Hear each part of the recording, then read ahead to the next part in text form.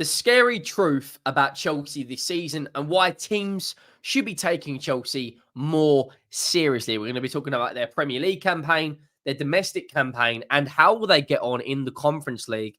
How has Enzo Maresca transformed them into a team that is practically nailed on favourites to finish in the top four? Make sure you go down, drop a like on the video if you are enjoying the content. If we can hit 300 likes, that would be absolutely glorious. And the road to 30,000 subscribers is well and truly on. We are at touching distance now from 28,000, less than 400 away. I want to talk about Chelsea because going into the season under Enzo Maresca, I think there was a lot of questions thrown their way. How will they get on in the Conference League? Is he a good enough coach? He's only managed 1 year at Leicester, etc., etc., etc. Now, I actually am genuinely worried about Chelsea because I think they are nailed on to get top four. When they get that extra revenue, through the door, I think Chelsea go on to win silverware. And I think we could see a similar thing at Arsenal where a young manager builds a very good squad. And Chelsea have already got the likes of Cole Palmer, Jackson, and Sancho at the moment that are balling out. And I think an absolute blessing. I said this on the video already, but I want to say it again. I think it's an absolute blessing in disguise that they are in the Conference League. And I'll tell you why. Arsenal, Liverpool, City, and Aston Villa are in the Champions League, those four teams, which means those four teams predominantly throughout most of the Champions League campaign will have to play their strongest possible 11s. Zero rotation, really, unless you're against the Bratislavas or the Shakhtar Donetsk or the Young Boys or this team or that team. Majority of the teams in the Champions League, you have got to play your strongest 11. Whereas Chelsea have the likes of Ghent, have the likes of Noah, have the likes of Astana, Shamrock Rovers, and Chelsea have got enough depth to comfortably put out two teams. Their team they put out against, again, apologies, my phone's going off. The team they put out against Ghent was a completely different 11 to the team they put out in the Premier League. Their squad is very good. It's stacked with quality in the front line. They've got a very balanced midfield. And they've got a pretty strong defence. I'm not going to say it's the strongest defence in the league because I don't believe it is. But they've also got a lot of balance. This was the 11 that played against Ghent. Dewsbury Hall got on the score sheet. Vega got on the score sheet. Pedro Neto, Christopher Nkunku, Mikhailo Mudryk had some good performances in the Chelsea shirt. João Felix in and around the Chelsea 11. It's a good squad that can comfortably go out there and win multiple games this season in the Conference League. And I believe they've got more than enough to go out there and win that Conference League. Then you look at the team they played in the 4-2 win over Brighton. It's a completely different outlet. Sanchez, a back four of Gusto, Fofana, Colwill, who's been very good. Cucurella, Caicedo and Enzo Fernandez, Madueke, Palmer, who actually got the 4 goals in that game, Jadon Sancho, who's been very good since joining Chelsea, and Nicholas Jackson. That is a blessing in disguise for Chelsea. If you're a Chelsea fan, you have got to be optimistic about this season. And I really believe that with the right personnel in the dressing room, leaders in their team, I believe they can go on and get top 4 this season. And under Enzo Maresca's first year, if he can win the Conference League and top 4, maybe get really far in the domestic competitions, which they did last year. Chelsea got to the semi-final, lost to Manchester City. Jackson missed a couple of goals, and they lost to Liverpool in the League Cup final. This Chelsea side, played 7, only lost 1. They lost the same amount of games as Liverpool. They're only 4 points off of top. They've had a couple of hiccups, at home against Forest and Crystal Palace. You're going to get that naturally. Some teams, really struggle to break low blocks down. Nottingham Forest is a very organised unit, and Nuno Espirito Santo deserves a lot more credit when it comes to the organisation he has at Nottingham Forest. They've beaten Liverpool already this season. They've gone to Brighton and got a draw. They've gone to Chelsea and got a draw. I think they're actually around mid-table, aren't they? Forest. Yeah, they're 10th. They're actually level on points with Spurs.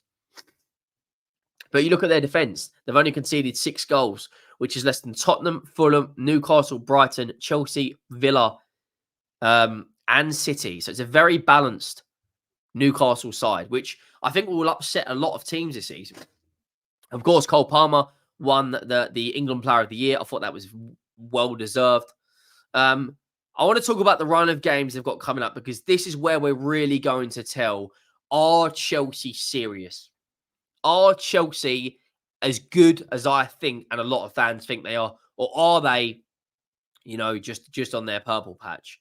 Liverpool away just after the international break, really going to be a big test for them, because I personally think Liverpool have got a huge run of games as well. They play Chelsea, City, Arsenal, Leipzig, Leverkusen, Real Madrid. We're really going to see how good they are. But this Chelsea run of games, now, a lot of teams will be thinking, Newcastle away, Newcastle at home, Man United away,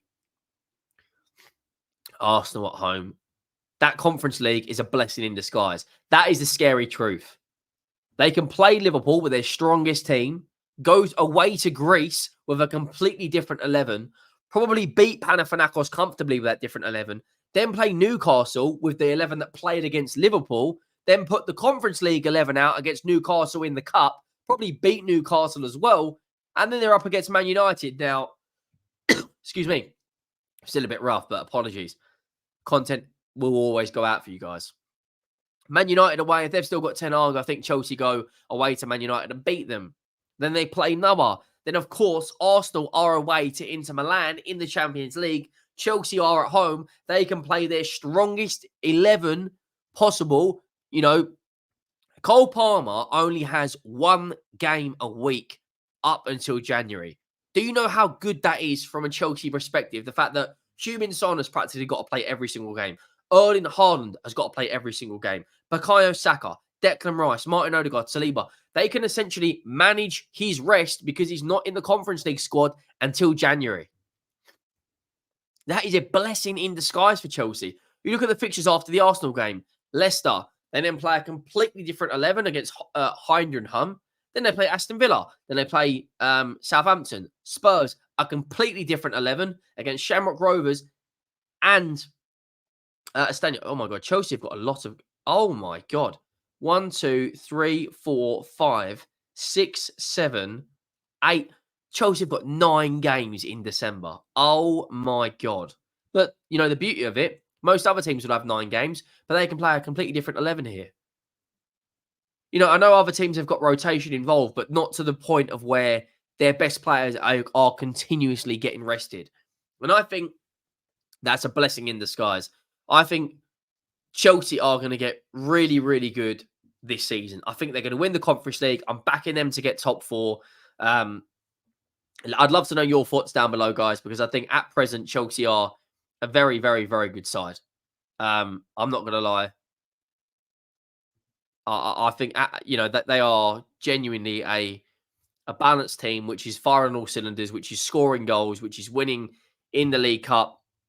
It doesn't matter if it's against Barrow, you're still scoring goals. We played against Coventry and we only beat them 2-1. I know Barrow is a completely different team. They've scored the second most amount of goals in the league this season, behind Manchester City. They've got a young team, a young manager. We could be seeing a similar proposition to Arsenal, because I genuinely believe Arsenal are a very good side. Chelsea have got the spending power. They're prepared to go out there and back their manager. They're pinning their contracts to players down to excessively long contracts, which means it's going to be near on impossible to get Cole Palmer out of Chelsea. But as you can see, they've scored 3 more goals than Brighton, 4 more goals than Villa, 3 more goals than Liverpool, 1 more goal than Arsenal, 1 less goal than City, 2 more goals than Spurs, 6 more goals than Fulham, double the amount of goals of Newcastle. I think they're going to be really strong this season. You look at their fixture after the international break. They do worry me. Obviously, from a Tottenham perspective, I do not want Chelsea to do well. I can't stand them. I absolutely hate their guts. But I'm happy to give praise when praise is due. I'm happy to critique when criticism is due. You look at those games after the international break, and we're really going to see what they're made of. But the blessing in disguise is the fact that they have got 1-11. They can play against all the strong teams, and they can heavily rotate with the drop-off not being that bad. They rotated against Barrow, scored 5. Rotated against Ghent, scored 4. They've only lost 1 game this season. out of a possible 10 games, I think it is. 1, 2, 3, 4, 5, 6, 7, 8, 9, 10. Oh, sorry, they lost against Servette. They've lost 2 in 11 games, which is a very good start to the season. And I've been really impressed with Enzo Maresca. He's a very open and honest manager. Madueke is doing well. Probably took 1 or 2 more shots than he needed to against Nottingham Forest. But I actually rate what Enzo Maresca is doing. I rate the fact that he's put Jadon Sancho into that team, who we know is a very, very talented player, who so far this season, I think, has got, where's he got 3 assists? Yeah, 4 games in the Premier League, 3 assists. Really, really good start. Jackson as well is doing well at Chelsea as well. Him and Cole Palmer, I believe, are the top goal combination this season, which I actually think in the last 30 games they are. Jackson this season's got 4 goals, 3 assists in 7 games. Cole Palmer's got 10 goal contributions in 7 games. Or it might even be 11 now because of that assist against Forest. It's a team which is young, hungry, got players that are performing, and if Chelsea add a few more players to this team, we really will see a different Chelsea going forward. I think we need to take them a lot more seriously than we have been in recent years. I'd love to know your thoughts down below, whether you're a Chelsea fan, Liverpool, Spurs, Arsenal, whoever you support. Let me know down below, because I think this Chelsea team, with a few more additions, if they get top 4 this season and win the Conference League and bring that winning mentality into that dressing room, which is something Arsenal get criticised heavily, if they can do that and then add maybe 2 or 3 more players, if they had a ball-playing centre-back who's really good at playing out from the back and a really strong defender, probably a goalkeeper, and maybe another fullback who can play both sides, they're not miles away from Arsenal and Liverpool. Let me know your thoughts down below. Make sure you go and drop a like if you haven't already. Make sure you have subscribed, and I'll see you on the next one. Thank you for watching. I am out.